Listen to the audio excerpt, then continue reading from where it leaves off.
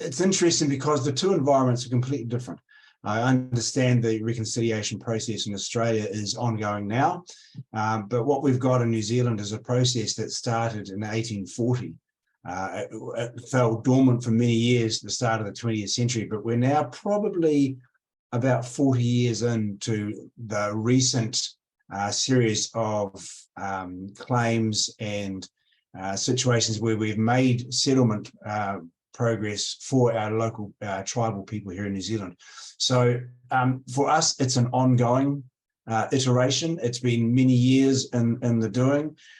It's absolutely being seen now as a partnership between the government and with local tribal indigenous people, because that's how the original Treaty of Waitangi was set up in 1840. And so we're at a stage now where we have about 85–90% of our settlements have been completed, and we've now got our Indigenous people moving on to commercialising their settlement process and turning that into benefit for Indigenous people. And so when I look at what's going on in Australia, you've got a very much different environment. You've got, to start with, an amazing history, thousands and thousands of years of history of indigeneity across a number of landscapes in Australia. And I see that as a huge piece of work for you people to bring together. And it's really delightful for us to see you making progress. That's really important for us, because we want to have Indigenous peoples in New Zealand, Indigenous peoples in Australia and across the Pacific all working together. So I really encourage that whole reconciliation process for you guys.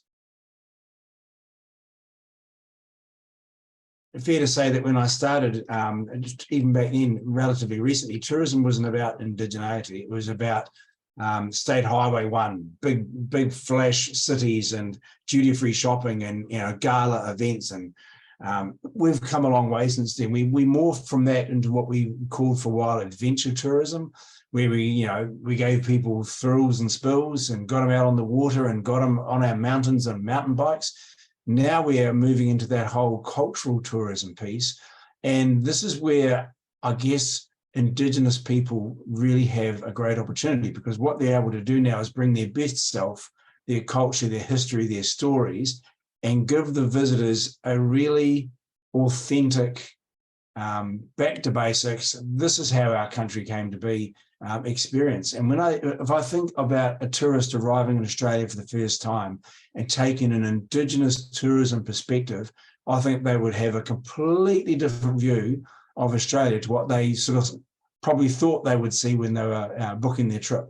And I think it's really important that Indigenous people understand what benefit we have with telling those stories and bringing the culture to life, because that's what global tourists now want. They don't want flash, they want genuine. Some of our best tourism experiences are very small companies that provide, almost that homegrown opportunity to get out of the rental car or get off the tour bus and experience a real authentic piece of what's happening on a day-to-day basis.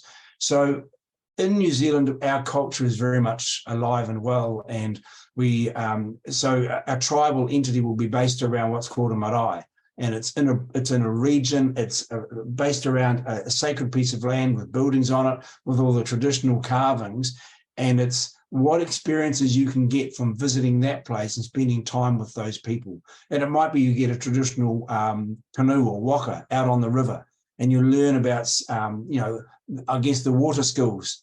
It might be you do a nighttime experience where you look at stargazing through Māori mythology and through the traditional view of how you can navigate your way through the stars. This is what people want to see. A theme park concept in New Zealand doesn't exist because our theme park is our country. We have a number of agencies across New Zealand who promote tourism. And one of the things that we find is that oftentimes the agencies aren't necessarily connected up. And I can see that in Australia, that'll be even more complex because of your federal and state construction. But what we have here, New Zealand Māori Tourism is not a marketing company. Tourism New Zealand is the marketing company. So we work with Tourism New Zealand to ensure that New Zealand is promoted in a way that encourages all tourism, including indigenous tourism. What we do as an organisation is we build capability. We get in beside Māori tourism operators and raise their ability to deliver a really quality experience to the tourism sector. And so we're ensuring that our people are well trained, that they understand what they represent, that our stories and our history is consistent, that we deliver it in an appropriate standard, that our intellectual property is guarded, and that we make sure that the longevity and the sustainability of our land is maintained, even though we're bringing visitors in there. We call it kaitiakitanga, about sustainability, leaving only footsteps for the future. Māori forever have been driven by sustainability, and it's for Māori always think about leaving a future for our children's children. And so they take the same approach to the tourism sector. So we look very closely at what we can deliver, how we can deliver it, how authentic our stories can be, and how we can support our people in the regions to deliver really good stories.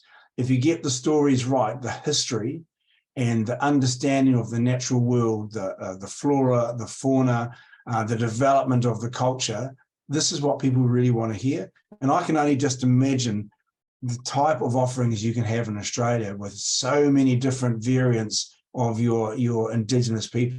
And that's what people want to see. But I think that the opportunity is to get it right, to protect it, as in protect the sector, but more importantly, protect the natural resource. If you can achieve both, then you're going to have a great future. We have a number of New Zealand tourism operations, and very large ones, who come to us and say, hey, we're not Māori, we don't whakapapa, or we don't have a track record of Māori, we don't necessarily under the stories, but how can we work with Māori? So one of our big roles is to bring all of our tourism operators, indigenous and otherwise, on the same journey, so that a good story reflects well on everybody, just the same as a bad story reflects on everybody. So we need to be very careful to ensure that we are developing the sector that harnesses all the beauty and wonder of indigenous tourism across the entire sector. So it doesn't matter whether you're going through the Australian Tourism Board, or you're going through a local operator in Bendigo, they're getting the same quality and the same respect. And I think that the tourist that arrives in your country, if they see that, they'll really enjoy it.